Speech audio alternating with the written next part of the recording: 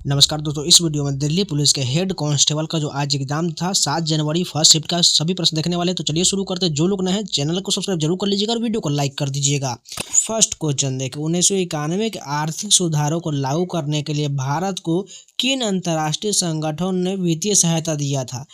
विश्व बैंक और अंतर्राष्ट्रीय मुद्रा कोष यानी IMF ने सहायता दिया था। बात करें भुगतान संतुलन संकट से निपटने के लिए IMF ने भारत को $2.2 बिलियन का ऋण दिया था, जिसके बदले भारत को उदारीकरण, निजीकरण और वैश्वीकरण यानी LPG की शर्तों का पालन करना पड़ा था। नेक्स्ट क्वेश्चन देखिए, होला मोहल्ला त्योहार मनाने का मुख्य कारण क्या है? सिख सैन्य कौशलता और वीरता का प्रदर्शन करना इसका कार्य है और होला मोहल्ला पंजाब का ये प्रमुख जो है त्योहार है। बात करें, इसकी शुरुआत गुरु गोविंद सिंह ने सिखों में अनुशासन और सैन्य भावना जगाने के लिए किए थे, जिसमें तलवारबाजी, घुड़सवारी और मार्शल आर्ट यानी गतका का प्रदर्शन किया गया था। कुछ इंपॉर्टेंट त्योहार की बात करें, जो असम की बात करें तो बिहू, बोहाग बिहू, कटी बिहू, माघ बिहू, ये तीनों जो है असम में मनाया जाता है। बिहार में छठ पूजा, सामा चकेवा मनाया जाता है। महाराष्ट्र की बात करें तो गणेश चतुर्थी, गुड़ी पड़वा ये त्यौहार महाराष्ट्र में मनाया जाता है। केरल की बात करें, ओनम और त्रिशूर पूरम ये दोनों केरल में मनाया जाता है। तमिलनाडु में पोंगल और थाई पूसम मनाया जाता है। पंजाब में लोहड़ी, बैसाखी और होला मोहल्ला मनाया जाता है। पश्चिम बंगाल की बात करें, दुर्गा पूजा और पोहिला बैसाखी ये पश्चिम बंगाल में मनाया जाता है। गुजरात की बात करें तो नवरात्रि, गरबा और उत्तरायण जिसे मकर संक्रांति का त्यौहार कहा जाता है, ये गुजरात में मनाया जाता है। राजस्थान की बात करें, गणगौर, तीज और पुष्कर मेला राजस्थान में प्रचलित है। हिमाचल प्रदेश की बात करें, कुल्लू दशहरा, मिंजर मेला ये दोनों हिमाचल प्रदेश में प्रसिद्ध है। जम्मू कश्मीर में लोसर और हेरात त्यौहार प्रसिद्ध है। उत्तर प्रदेश की बात करें तो नवमी, कुंभ मेला ये दोनों उत्तर प्रदेश में प्रचलित है। गोवा में गणेश चतुर्थी, सनबर्न फेस्टिवल ये गोवा में मनाया जाता है। उत्तराखंड में फूलदेई और हरेला त्यौहार मनाया जाता है। नेक्स्ट क्वेश्चन देखिए, दिल्ली में मेहरौली के पास स्थित प्रसिद्ध लौह स्तंभ किस राजवंश से संबंधित है? ये गुप्त राजवंश से संबंधित है। इसे चंद्रगुप्त द्वितीय यानी विक्रमादित्य ने 4वीं-5वीं शताब्दी में बनवाया था और इसे विष्णु के ध्वज के रूप में स्थापित किया गया था। बात करें कुछ इंपॉर्टेंट स्तंभ के जो आगे के शिफ्ट में पूछा जाएगा, तो अशोक स्तंभ की बात करें तो सम्राट अशोक ने 250 ईसा पूर्व के आसपास कई स्तंभ का निर्माण कराया था, जिनमें से सारनाथ का सिंह स्तंभ सबसे प्रसिद्ध है, जो भारत का राष्ट्रीय प्रतीक भी है। कुतुब मीनार की बात करें तो इसका निर्माण दिल्ली सल्तनत के संस्थापक कुतुबुद्दीन ऐबक ने शुरू करवाया था। बाद में इल्तुतमिश ने इसे पूरा किया था और फिरोज शाह तुगलक ने इसकी मरम्मत की और कुछ ऊपरी मंजिलें बनवाया था। विजय स्तंभ की बात करें तो यह चित्तौड़गढ़ किले में स्थित है। इसे 1448 में मेवाड़ के राजा राणा कुंभा ने मालवा और गुजरात के सुल्तान पर अपनी विजय के उपलक्ष्य में बनवाया था। कीर्ति स्तंभ की बात करें तो यह भी चित्तौड़गढ़ में स्थित है। एक जैन टावर, इसका निर्माण 12वीं शताब्दी ईस्वी में एक जैन व्यापारी जीजा भगेरवाला ने करवाया था। फतेहपुर बुर्ज की बात करिए, पंजाब के चप्पड़ चीरी में स्थित है। यह सबसे ऊंचे विजय टावर का निर्माण बाबा बंदा सिंह बहादुर ने मुगलों पर अपनी जीत की याद में करवाया था। लौह स्तंभ की बात करें तो दिल्ली के कुतुब कॉम्प्लेक्स में स्थित है। यह स्तंभ चंद्रगुप्त द्वितीय ने गुप्त वंश के काल का माना जाता है। हालांकि इसका संस्थापक शासक स्पष्ट रूप से उल्लिखित नहीं है, लेकिन यह गुप्त काल की धातु विज्ञान का उत्कृष्ट उदाहरण है। जवाहर बुर्ज और फतेहपुर बुर्ज की बात करें तो यह भरतपुर के लोहगढ़ किले में स्थित। इन बुर्जों का निर्माण महाराजा सूरजमल ने मुगलों और अंग्रेजों पर अपनी जीत के उपलक्ष्य में करवाया था। नेक्स्ट क्वेश्चन देखिए, भारतीय न्याय संहिता BNS के अनुसार यदि कोई अपराधी जुर्माना नहीं भरता है तो उसे अधिकतम कितनी अतिरिक्त जेल हो सकता है? निर्धारित अधिकतम कारावास की अवधि का 1/4 हिस्सा जेल हो सकता है।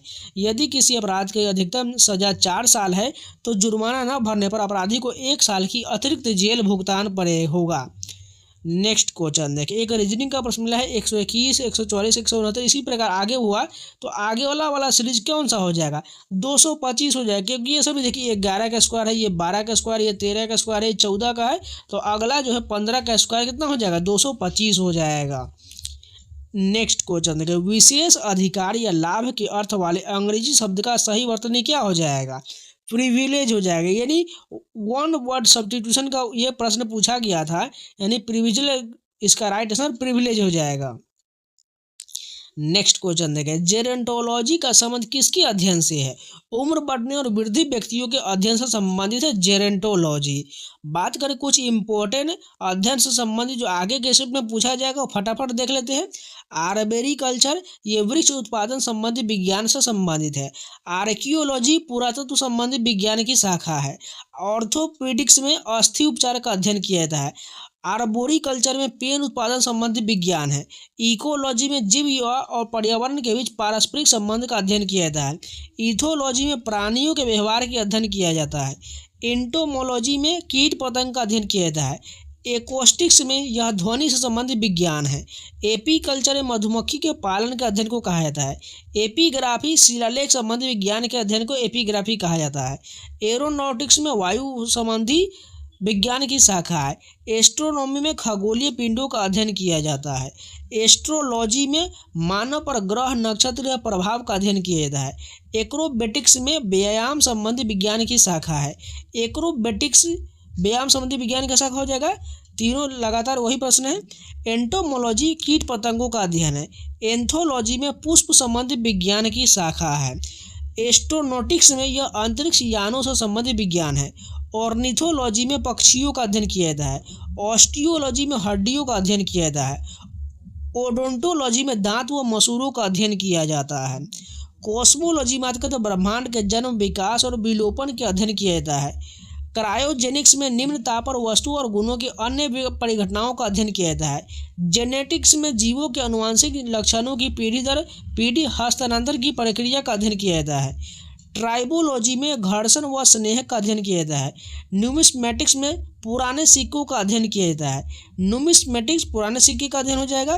न्यूमेरोलॉजी में अंकों का अध्ययन किया जाता है। न्यूरोलॉजी में तंत्रिका यानी नाड़ी का अध्ययन किया जाता है।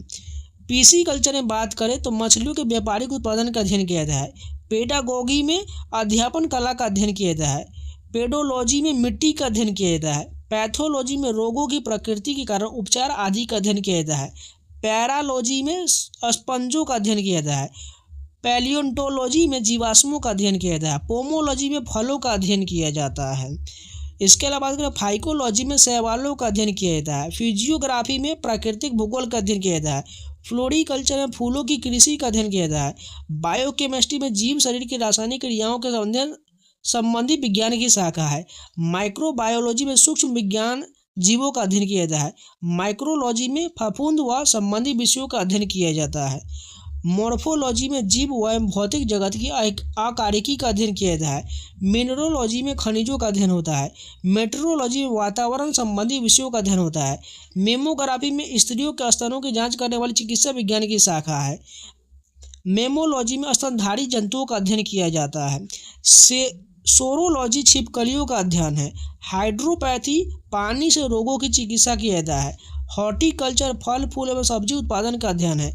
हिप्नोलॉजी निद्रा एवं संबंधी विषयों का अध्ययन है। हिस्टोलॉजी शरीर के ऊतक से संबंधी विषय का अध्ययन है। हिस्टोलॉजी में ऊतकों का अध्ययन होता है। हीमेटोलॉजी में रक्त संबंधी विषयों का अध्ययन होता है। हेलियोलॉजी में सूर्य का अध्ययन होता है। हॉर्टिकल्चर में फल फूल साग सब्जी उगाने बाग उगाने पुष्प आदि का अध्ययन होता है। होलोग्राफी में लेजर पुंज से त्रिविमीय चित्र बनाने वाली एक वैज्ञानिक विधि है। नेक्स्ट क्वेश्चन देखें, लैंग्विड शब्द का सही परिभाषा यानी सिनोनिम क्या हो जाएगा? लेथार्जिक हो जाएगा। लैंग्विड का अर्थ है शक्तिहीन, थका हुआ, ऊर्जा या कमी होना, ये सभी सिनोनिम हो जाएगा। नेक्स्ट क्वेश्चन देखें, जनवरी 2025 में ब्रिक्स की अध्यक्षता किस देश ने किया था? ब्राजील के द्वारा किया गया था। जनवरी 2025 में ब्रिक्स में मिस्र, इथोपिया, ईरान, संयुक्त अरब अमीरात और इंडोनेशिया के जुड़ने से अब इसमें कुल 10 देश हो गए हैं। भारत 2026 में इसकी अध्यक्षता करेगा। भारत की प्रथम पंचवर्षीय योजना 1951 से 56 का मुख्य फोकस क्या था? कृषि का विकास हो जाएगा। बात करें यह योजना हेराल्ड डोमन मॉडल पर आधारित था, जबकि दूसरी पंचवर्षीय योजना भारी उद्योग पर केंद्रित था।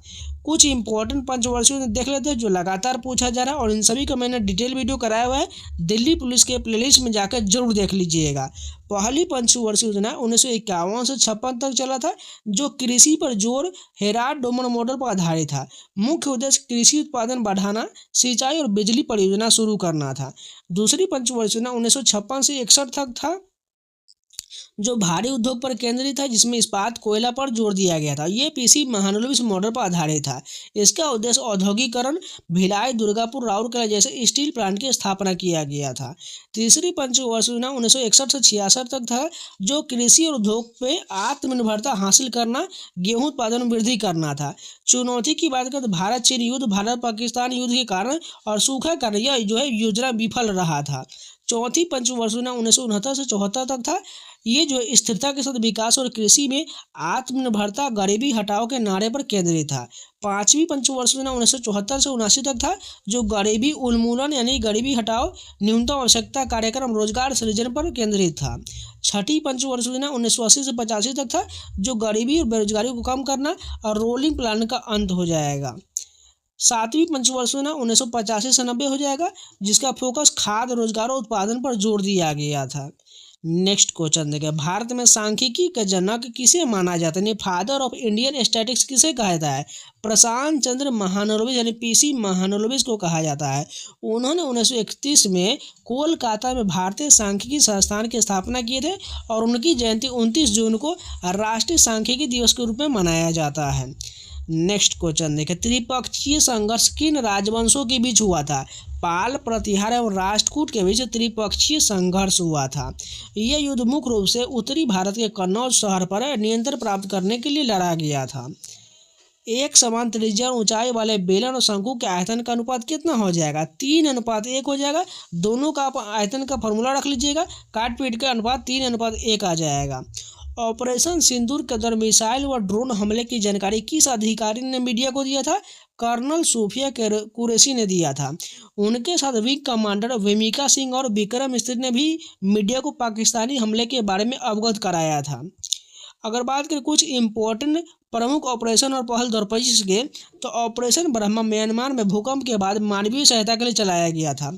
ऑपरेशन अजय इजराइल और फिलिस्तीन से भारतीयों को वापसी के लिए चलाया गया था। ऑपरेशन मेघ राहत पूर्वोत्तर भारत में बाढ़ पीड़ितों की मदद के लिए शुरू किया गया था। ऑपरेशन नारी शक्ति विदेशों में फंसे महिला श्रमिकों को निकालने के लिए शुरू किया गया। ऑपरेशन शरद हवा बीएसएफ द्वारा पाकिस्तान सीमा पर घुसपैठ रोकने के लिए शुरू किया गया। ऑपरेशन केलर जम्मू कश्मीर में आतंकवाद विरोधी अभियान चलाया गया था। ऑपरेशन सिंदूर भारतीय सेना द्वारा आतंकी ठिकानों पर संयुक्त और सटीक हमले के लिए शुरू किया गया था। विकसित भारत बिल्डथॉन शिक्षा मंत्रालय और अटल इनोवेशन मिशन द्वारा नवाचार को बढ़ावा देने के लिए शुरू किया गया। ग्रामीण रोजगार सुधार मनरेगा को बदलकर विकसित भारत रोजगार और आजीविका गारंटी मिशन ग्रामीण अधिनियम 2025 लाया गया। नेक्स्ट क्वेश्चन देखिए, भारत ने ओलंपिक में अपना पहला व्यक्तिगत पदक किस खेल में जीता था? कुश्ती में जीता था। केडी यादव ने 1952 के हेलेंस्की ओलंपिक में कुश्ती के बैडमिंटन वर्ग में कांस्य पदक जीतकर इतिहास रचा था। नेक्स्ट क्वेश्चन देखिए, सी ऑफ पॉपीज नामक पुस्तक के लेखक कौन है?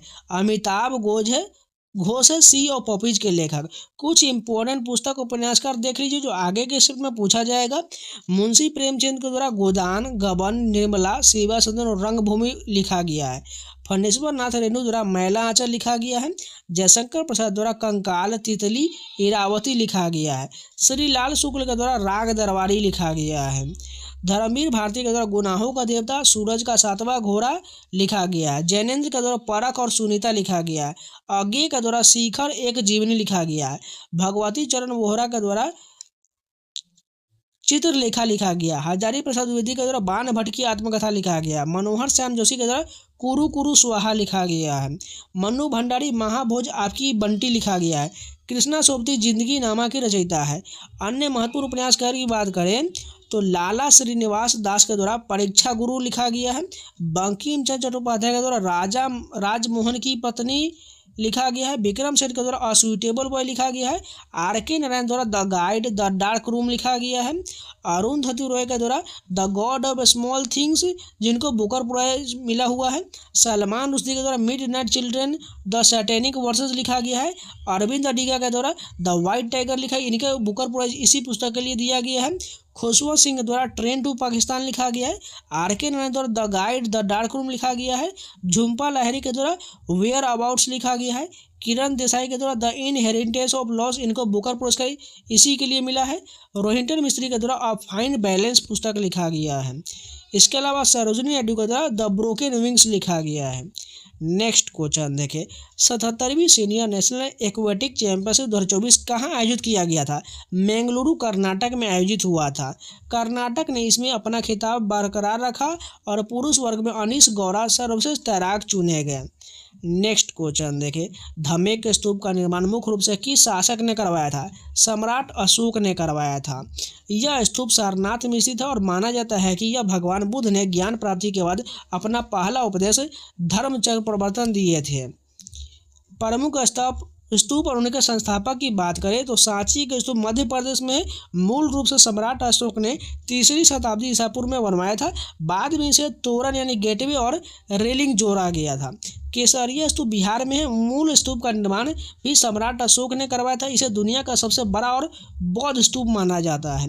सारनाथ का धमेक स्तूप उत्तर प्रदेश में है। यह अशोक के समय से जुड़ा हुआ है, हालांकि गुप्त काल में इसका पुनर्निर्माण और विस्तार हुआ है। बोध गया स्तूप बिहार में अशोक द्वारा निर्मित स्मारक में से एक है, जहां बुद्ध को ज्ञान प्राप्ति हुआ था। रामभर स्तूप कुशीनगर उत्तर प्रदेश में है। यह स्थान है जहां बुद्ध को अंतिम संस्कार हुआ था और मोक्ष प्राप्त हुआ था।